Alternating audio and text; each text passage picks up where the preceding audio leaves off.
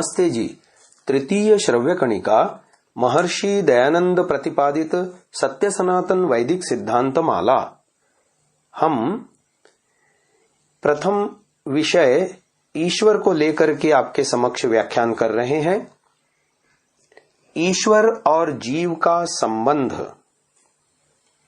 जीव और ईश्वर स्वरूप और वैधर्म्य से भिन्न और व्याप्य व्यापक और साधर्म्य से अभिन्न हैं। अर्थात जैसे आकाश से मूर्तिमान द्रव्य कभी भिन्न न था, न है, न होगा, और न कभी एक था, न है, न होगा, इसी प्रकार परमेश्वर और जीव को व्याप्य व्यापक, उपास्य उपासक और पिता पुत्र आदि संबंध युक्त मानता हूं। ये लेख है सत्यार्थ प्रकाश स्व मंतव्य प्रकाश में 5वें मंतव्य के रूप में। अब एक महत्वपूर्ण विषय उठा रहे हैं। लगभग आर्य समाज को छोड़ करके प्रत्येक संप्रदायों में ईश्वर के अवतार लेने विषयक मान्यताएं येन केन प्रकारेण हम देखते हैं। महर्षि दयानंद जी ने अपने ग्रंथों में यत्र तत्र इस प्रश्न को उठा करके इस मान्यता का वेद के विरुद्ध बता करके खंडन किया है। उसमें से हम जो विवरण जिस पुस्तक में आया है आपके समक्ष रखने जा रहे हैं। ईश्वर अवतार मत समीक्षा। प्रश्न है, क्या ईश्वर अवतार लेते हैं? सिद्धांत पक्ष की ओर से इसका उत्तर दिया जा रहा है, नहीं, क्योंकि अज एक पात। और यजुर्वेद का एक अन्य मंत्र भी है, सपर्यगा शुक्रमकायम व्रणमस्ताविरं शुद्धम पाप विद्धम कविर मनीषी परिभू स्वयं भूर्याथा तथ्यतोर्थान व्यदधात् शाश्वतेभ्यः समाभ्यः। ये यजुर्वेद के वचन हैं। इत्यादि वचनों से सिद्ध है कि परमेश्वर जन्म नहीं लेता। फिर पूर्व पक्ष की ओर से भगवत गीता अध्याय 4 श्लोक 7 का प्रमाण देते हुए प्रश्न उठाया जा रहा है, यदा यदा हि धर्मस्य ग्लानिर्भवति भारत अभ्युत्थानमधर्मस्य तदात्मानं सृजाम्यहम्। श्री कृष्ण जी कहते हैं कि जब जब धर्म का लोप होता है तब तब मैं ही शरीर धारण करता हूं। पूर्व पक्ष की ओर से उठाए गए इस आक्षेप का उत्तर देते हुए सिद्धांत पक्ष की ओर से ऋषि दयानंद ने लिखा, यह बात वेद विरुद्ध होने से प्रमाण नहीं। और ऐसा हो सकता है कि श्री कृष्ण धर्मात्मा और धर्म की रक्षा करना चाहते थे कि मैं युग युग में जन्म लेके श्रेष्ठों की रक्षा और दुष्टों का नाश करूं तो कुछ दोष नहीं, क्योंकि परोपकाराय सताम विभूतयः, परोपकार के लिए ही सत्पुरुषों का तन मन धन होता है। तथापि इससे श्री कृष्ण ईश्वर कदापि नहीं हो सकते। फिर प्रश्न उठाया पूर्व पक्ष की ओर से, जो ऐसा है तो संसार में 24 ईश्वर के अवतार होते हैं और इनको आप अवतार क्यों नहीं मानते? इसका उत्तर दे दिया सिद्धांत पक्ष की ओर से, वेदार्थ के न जानने, सांप्रदायी लोगों के बहकाने और अपने आप अविद्वान होने से भ्रमजाल में फंस के ऐसी ऐसी अप्रामाणिक बातें करते और मानते हैं। फिर प्रश्न उठाया पूर्व पक्ष की ओर से, जो ईश्वर अवतार न लेवे तो कंस रावण आदि दुष्टों का नाश कैसे हो सके? इसका कितना सुंदर युक्ति युक्त उत्तर दे रहे हैं ऋषिवर।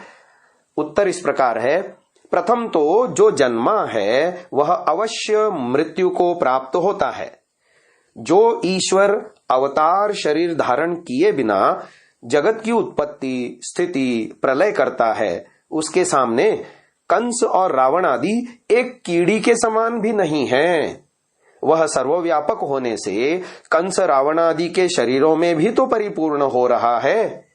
जब चाहे उसी समय मर्मच्छेदन कर उनका नाश कर सकता है। भला इस अनंत गुण कर्म स्वभाव युक्त परमात्मा को एक क्षुद्र जीव के मारने के लिए जन्म मरण युक्त कहने वाले को मूर्खपन से अन्य कुछ और क्या विशेष उपमा मिल सकती है?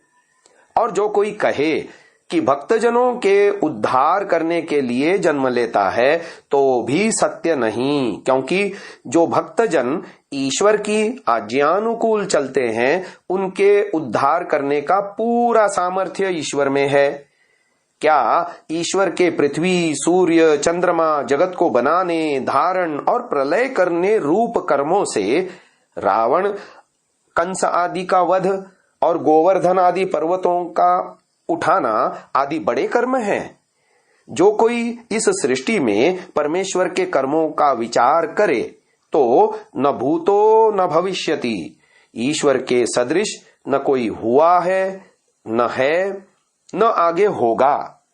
और युक्ति से भी ईश्वर का जन्म सिद्ध नहीं होता। जैसे कोई अनंत आकाश को कहे कि गर्भ में आया या मुट्ठी में धर लिया, ऐसा कहना कभी सच नहीं हो सकता, क्योंकि आकाश अनंत और सब में व्यापक है।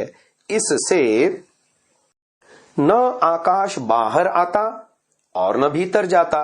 वैसे ही अनंत सर्वव्यापक परमात्मा के होने से उसका आना जाना कभी सिद्ध नहीं हो सकता। जाना व आना वहां हो सकता है जहां न हो।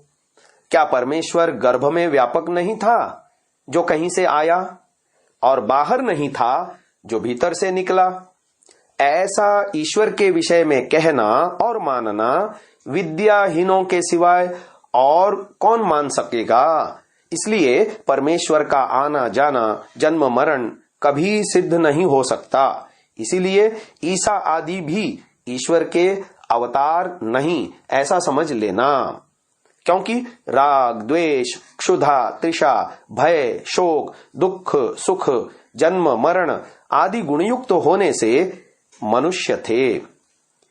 यह लेख हमने पढ़ा है सत्यार्थ प्रकाश सप्तम समुल्लास में से। अब आगे शीर्षक आ रहा है ईश्वर की इच्छा। पूर्व पक्ष की ओर से सत्यार्थ प्रकाश सप्तम समुल्लास में ही प्रश्न उठा रहे हैं, परमेश्वर क्या चाहता है?